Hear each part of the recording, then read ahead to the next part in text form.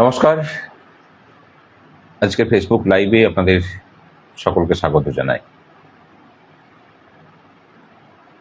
একটা দীর্ঘ উত্তেজনাপূর্ণ বিধানসভা নির্বাচন, তার প্রস্তুতি পর্ব, তার প্রচার এবং অবশেষে আগামী পরশুদিন তার রায় ঘোষণা।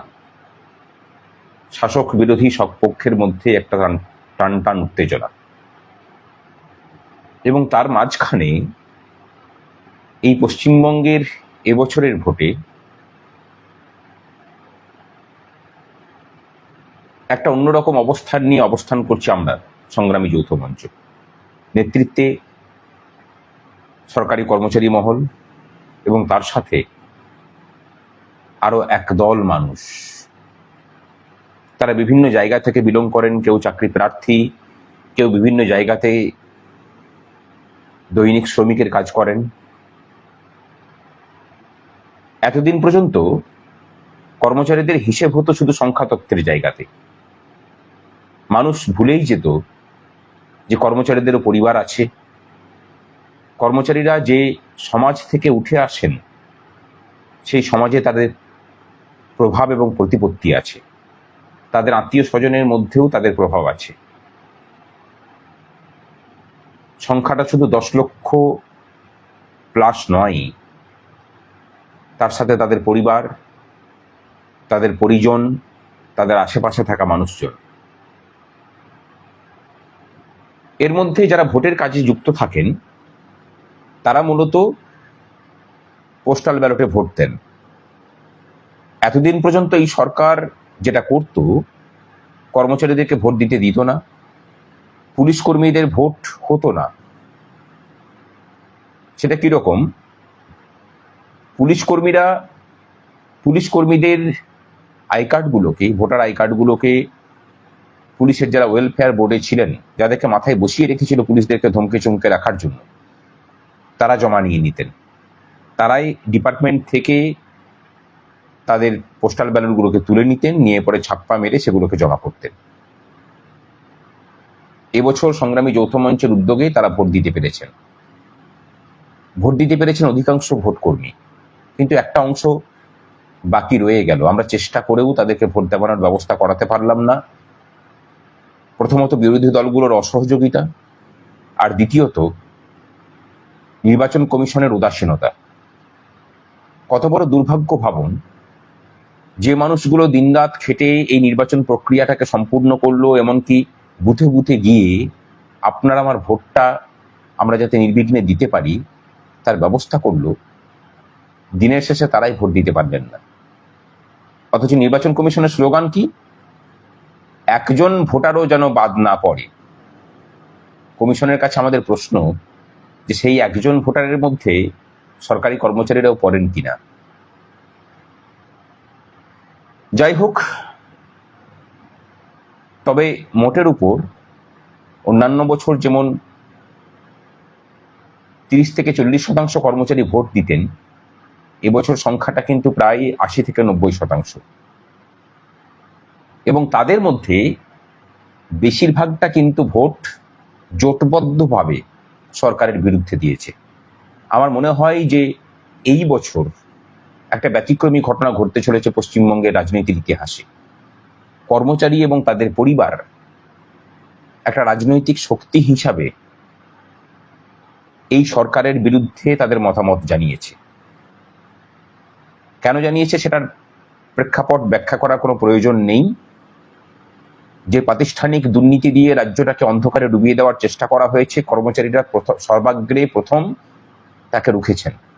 শহীদ মিনারে আজকে প্রায় 1200 দিন হতে চললো আমরা লাগাতার আন্দোলন চালিয়ে যাচ্ছি। বিগত 3 বছরের উপরের সময় ধরে এই সরকার যে ন্যারেটিভকে তৈরি করেছিল তার প্রত্যেকটাকে আমরা ভেঙেছি। চাকরি না থাকা, কর্মচারীদের বঞ্চনা, বাঙালির শ্রম সস্তা হওয়া, পশ্চিমবঙ্গটা ধীরে ধীরে বৃদ্ধাশ্রমে পরিণত হওয়া, দপ্তরে দপ্তরে সীমাহীন দুর্নীতি, পাবলিকের মানিগুলোকে চুরি হওয়া, এই সমস্ত কিছু এখন বিরোধী রাজনীতির প্রথম সারিতে থাকা নেতাদের মুখেও শোনা যাচ্ছে। অথচ এই কথাগুলো প্রথম আমরাই বলতে শুরু করি।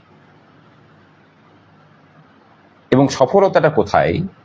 আজকে এসে শুনলাম নাকি মুখ্যমন্ত্রী বলেছেন যে পোস্টাল ব্যালটে আমরা হারছি, আমরা ওখানে জিততে পারবো না। এই হার অন্য কারোর কাছে নয়, এই হার সংগ্রামী যৌথ মঞ্চের কাছে তাকে হারতে হচ্ছে। উনি শুধু পোস্টাল ব্যালটের কথা বলেছেন, আর আমরা বলছি শুধু পোস্টাল ব্যালট নয় মাননীয়, আমাদের পরিবার পরিজন, আমাদের আত্মীয় স্বজন, আমাদের পাশাপাশি থাকা, আমাদের কথা শুনে চলা, আমাদের ভালোবাসার মানুষজন, তাদের সবাইকে এই সরকারের বিরুদ্ধে ভোট দিতে আমরা অনুপ্রাণিত করেছি। এবং এই যে দল রাজনীতির বাইরে বেরিয়েও ইস্যু ভিত্তিক ভাবে সরকারের বিরোধিতা করার জায়গা তৈরি হওয়া, এটা ভবিষ্যতেও জারি থাকবে, ভবিষ্যতেও এর অন্যথা হবে না। এই রাজ্যের মানুষের স্বার্থের পরিপন্থী কোনো কাজ কোনো সরকার এসে যদি করে, সবার প্রথম তাদেরকে মোকাবেলা করতে হবে সরকারি কর্মচারীদের। তবে আপাতত ব্যালট বাক্স খোলার আগেই আপনি যে হার স্বীকার করে নিয়েছেন, আপনার মতো দুর্দণ্ড প্রতাপ রাজনীতিকের কাছে এই যে জয়লাভ, এটা আমাদেরকে ভবিষ্যতে নতুন নতুন লড়াইয়ের অনুপ্রেরণা যোগাবে। আমরা যে কথাটা বলেছিলাম যে কর্মচারীদের সাথে লড়াই করে কোনো সরকার আজ পর্যন্ত টিকে থাকতে পারেনি, এটা কিন্তু প্রায় সত্য প্রতিপন্ন হবে। আর তো মাত্র একটা দিনের অপেক্ষা। রাজ্যের মানুষ মিলিয়ে নেবেন যে কর্মচারীদের সাথে লড়াই করে স্বাধীনোত্তর ভারতবর্ষে কি কেন্দ্র কি রাজ্য কোনো সরকার টিকে থাকেনি, এবং পশ্চিমবঙ্গেও তার অন্যথা হলো না। কর্মচারীদের সাথে লড়াই মুখ্যমন্ত্রীকে তার গদি দিয়েই চুকাতে হলো। এ কথা হয়তো ভবিষ্যতের ইতিহাসে লেখা হবে। আমরা জানি না যে আমাদের অবদানকে কে কিভাবে স্বীকার করবেন, আমরা কারো সার্টিফিকেটের ভরসাও করি না। আমরা আমাদের মতো করে পথ চলাতে জানি, বিশ্বাস করি, এবং সেই চলনের ক্ষমতাও আমাদের আছে।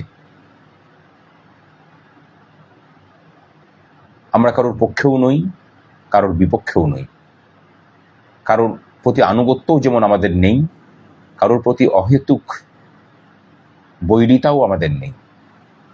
আমরা আছি আমাদের ইস্যু নিয়ে, আমরা আছি এই রাজ্যের মানুষের অধিকারগুলোকে সুরক্ষিত করার অন্তহীন পথ চলা নিয়ে। এই চলা আমাদের জারি থাকবে, কারণ চরৈবেতেই আমাদের জীবন।